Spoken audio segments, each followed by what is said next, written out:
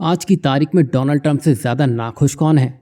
और ऐसा क्या है कि यूरोपियन यूनियन के मुखिया खुद भारत से भीख मांगने पर मजबूर हो चले हैं? तो जैसा कि हमने कहा, ट्रंप के निशाने पर कौन है? अगर आपसे ये पूछा जाए तो आपका जवाब क्या चीन होगा? पर आप शायद उसके आसपास भी नहीं हैं।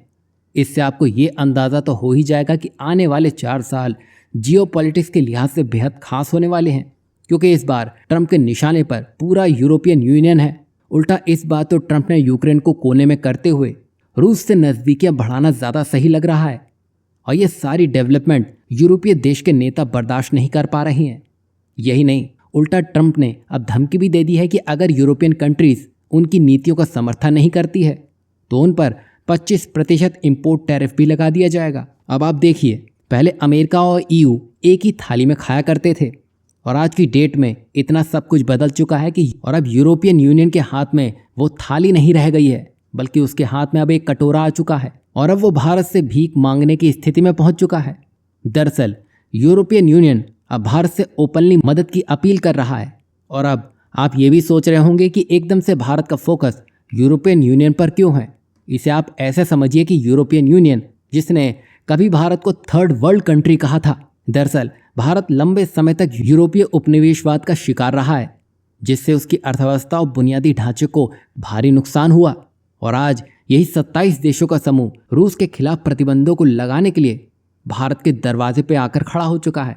और ये तो कुछ भी नहीं, भारत बात मान ले, इसके लिए यूरोपियन कमीशन की प्रमुख उर्सुला वॉन अपने हाई लेवल के अधिकारियों के साथ भारत आ धमकी हैं। और ये पूरी यात्रा ऐतिहासिक रही है, क्योंकि ये पहली बार है कि यूरोपियन कमीशन के अध्यक्ष और उनके टॉप ऑफिशियल्स इतनी बड़ी संख्या में एक साथ भारत आए हैं। वरना ये भारत भी आए, वो भी अपने लाव लश्कर के साथ, ऐसा कभी नहीं होता। अब इन 27 देशों को ये लग रहा है कि ट्रंप के एक्शन से भारत ही उनकी मदद कर सकता है। यही नहीं, अगर यूक्रेन कमजोर पड़ता है तो पूरे यूरोप के सामने रूस खड़ा होगा। मतलब इससे यूरोप का सिक्योरिटी थ्रेट बढ़ जाएगा। और यूरोपियन यूनियन के इसी बड़बोलेपन की वजह से डोनाल्ड ट्रंप ने हाल ही में यूरोपियन प्रोडक्ट्स पर 25% टैरिफ लगाने का बात भी कह दी है। और इससे बचने के लिए और नए मार्केट की ज़रूरत के हिसाब से इन 27 देशों ने भारत का दरवाज़ा खटखटाना ही सही समझा, और इसके लिए इन देशों ने 27 और 28 फरवरी का दिन चुना। वहीं यूरोप ये भी चाहता है कि भारत रूस से ऑयल या गैस ना खरीदे, रूस की इकोनॉमी को कमज़ोर किया जा सके। वहीं यही एक वजह नहीं है, यूरोपियन बिजनेस चाइना में इन्वेस्टमेंट करने से हिचकिचा रहे हैं, क्योंकि वहाँ की पॉलिसीज़ फॉरेन कंपनियों के लिए ज़्यादा फेवरेबल नहीं रही है। इसके मुकाबले भारत एक खुला और तेज़ी से बढ़ता मार्केट है, और भारत की तेज़ी से बढ़ती अर्थव्यवस्था और यूरोपियन कंपनीज के यहाँ अपने प्रोडक्ट्स बेचकर मोटा प्रॉफिट कमा सकती है। मतलब भारत पर यूरोपियन यूनियन की ट्रेन आकर रुक चुकी है। और ये वही देश हैं जिन्होंने 15 से 20 सालों तक भारत को एक FTA के लिए लटकाए रखा, लेकिन अब ट्रंप के टैरिफ की चाबी घुमाते ही ये भारत के दरवाजे पर आकर खड़े हो चुके हैं। और आप देखिए, ये वही यूरोपियन यूनियन है जो पाकिस्तान से खूब सुर में सुर मिलाया करता था और कश्मीर का मुद्दा उठाया करता था, और आज सिर्फ भारत ही है जो ट्रंप के टैरिफ से और रूस की फटकार से उन्हें बचा सकता है। वहीं अगर भारत ऐसा कुछ करता है तो यूरोपियन यूनियन भारतीय नागरिकों के लिए यूरोप में घूमने और काम करने के लिए लालच दे सकता है।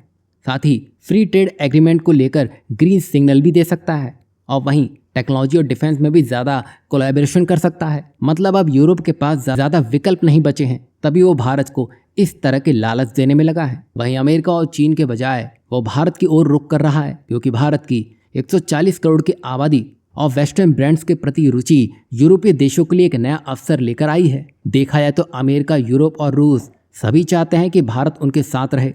अब आने वाले समय में भारत को बहुत सोच समझकर कदम उठाने होंगे ताकि वो अपने हितों की रक्षा कर सके। वहीं भारत के पास अब एक डिप्लोमेटिक अपॉर्चुनिटी है, जिससे वो अपनी स्थिति को और मजबूत कर सकता है। अब देखना यह है कि भारत इस अवसर को मौके में कैसे बदलता है। आपको क्या लगता है, भारत को यूरोपियन यूनियन का मार्केट भी मिल जाए और रूस का ऑयल और गैस भी, तो भारत इसके लिए क्या कुछ कर सकता है? अपनी राय इस पर ज़रूर दीजिएगा।